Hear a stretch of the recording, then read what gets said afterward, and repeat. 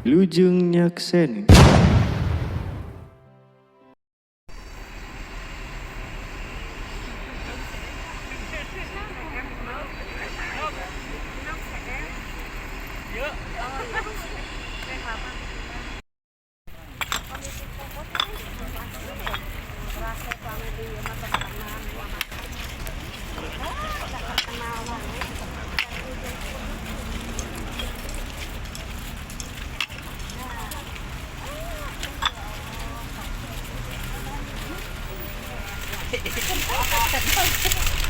Gimana Masjid Kubanya insyaallah?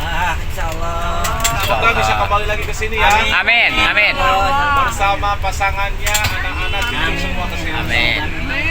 Yang belum punya pasangan segera punya pasangan. Yang belum punya anak, belum punya cucu segera. Amin. Tentunya dengan Ustadz Nail ya. Insyaallah langsung ke Khalifah. Insyaallah. Di endorse. Tamam? Untuk ayah ngacung? Aman? Ya.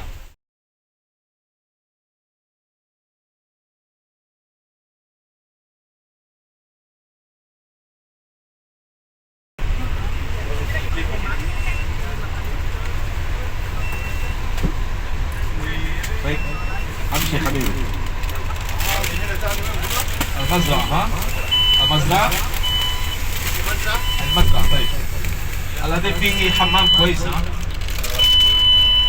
بسم الله الرحمن الرحيم.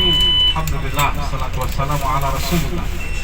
Bapak dan Ibu yang kami hormati dan insyaallah senantiasa dimuliakan Allah Subhanahu wa taala.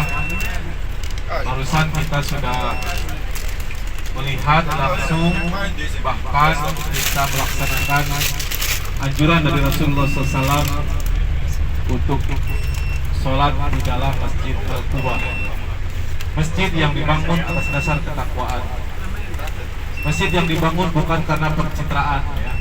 Ini murni perjuangan para sahabat Ansar yang menginginkan dan merasa bahagia datangnya Rasulullah SAW untuk tinggal atau menetap di kota suci Madinah.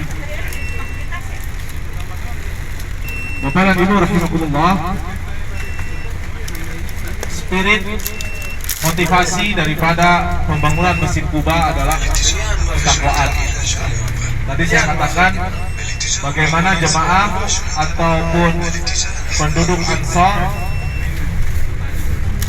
bersaing dalam kebaikan, fastabiqul khairat. Mereka berbagi peran, mereka berbagi donasi sehingga terbangunlah sebuah masjid yang menjadi favorit utamanya di zaman sekarang mereka yang pergi melaksanakan ibadah haji dan umrah ya. Bapak dan Ibu hadirin rahimakumullah, sebentar lagi Bapak dan Ibu akan kami ajak ke Al-Mazra'ah atau Al-Bustan. Apa itu? Ya cenderungnya kepada kebun ya, simulasi kebun kurma yang ada di kota Madinah. Tentu saja di sana tidak hanya akan diperlihatkan sedikit tentang pohon kurma, tapi juga akan diperlihatkan jenis-jenis kurma yang ada di kota Madinah. Perlu diketahui Bapak dan Ibu, kurma itu banyak macamnya. Ya. Yang saya pahami itu ada 30 macam kurma. Selama ini mungkin yang kita ketahui ada kurma nabi atau kurma ajwa. Kemudian ada kurma sukari, ya, ada kurma ambari, ada kurma majdul, ya, itu semua kurma-kurma yang sudah famili kita dengar dan memang rasanya enak.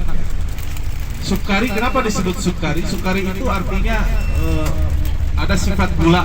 Sukari itu kan gula. Jadi si kurma itu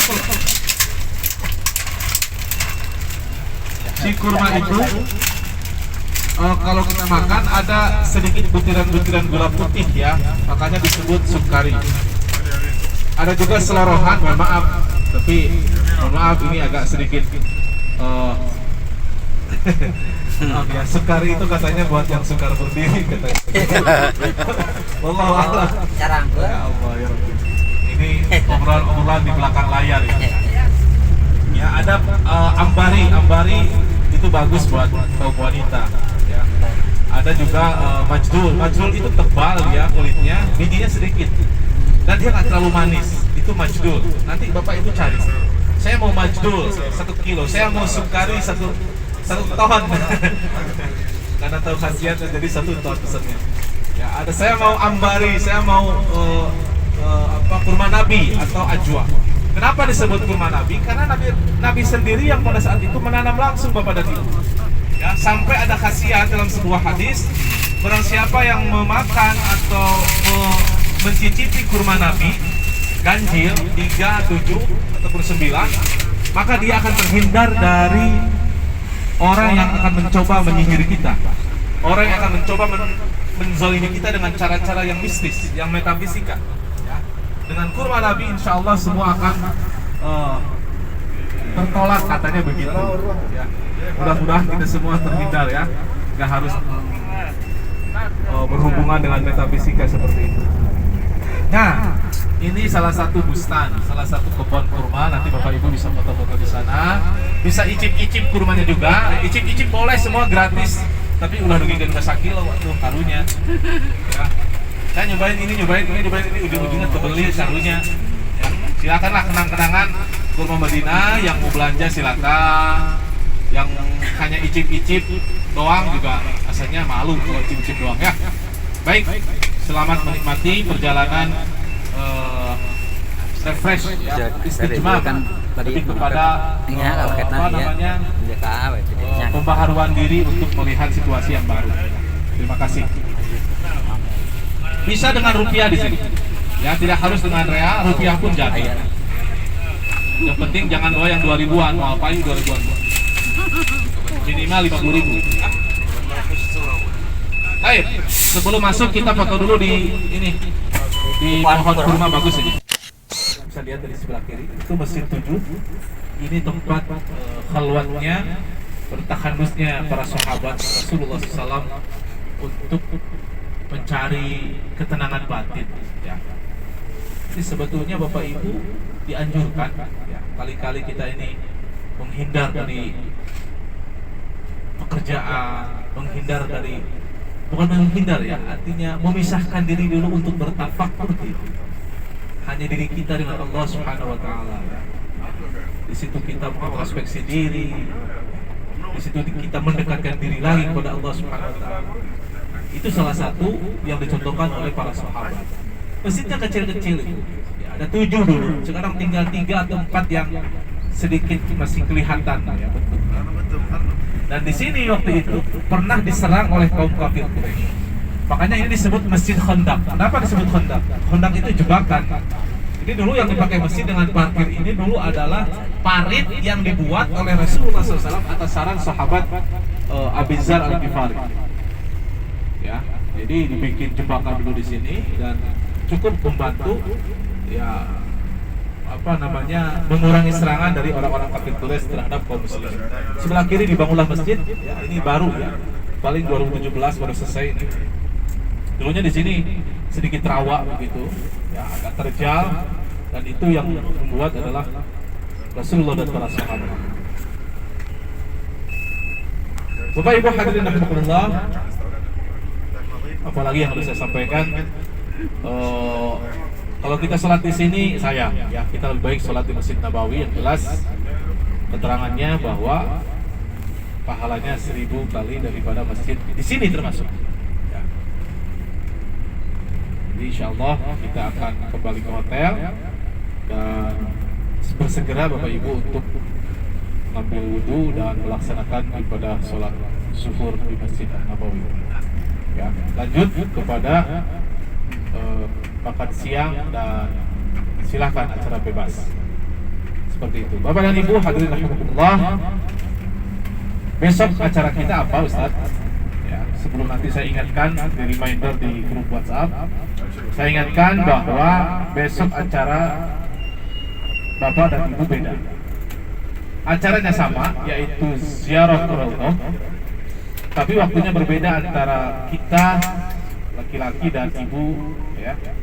Untuk ibu-ibu Besok kami tunggu jam 7 di lantai G yang dekat pintu 330.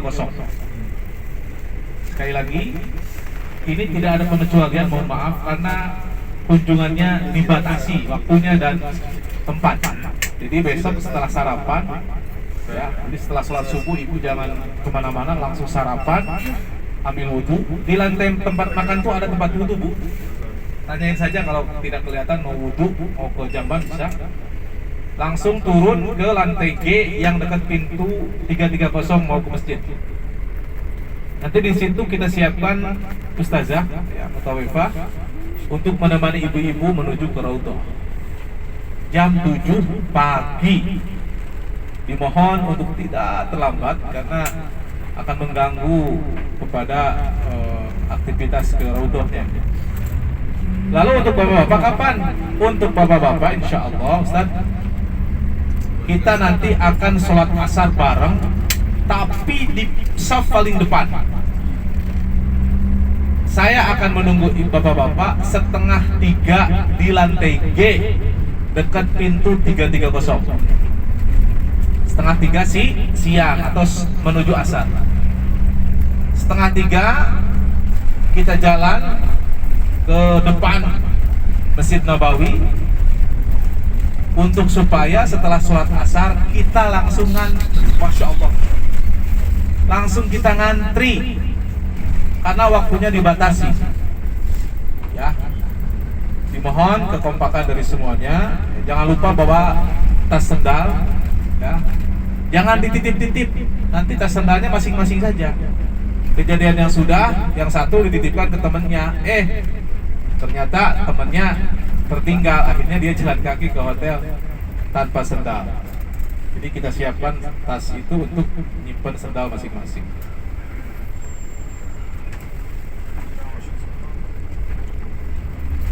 Ya, kami ingatkan lagi, hari ini insya Allah alhamdulillah kegiatan kita lancar, berkah, mudah-mudahan banyak manfaat yang bisa kita aplikasikan dalam kehidupan sehari-hari. Untuk nanti malam acara bebas, artinya silahkan Bapak Ibu memperbanyak ibadah di Masjid Nabawi, ya. Silahkan dimanfaatkan, ya. Waktu maghribnya, isyaknya, asarnya, ya. Besok itu hari apa, Bu?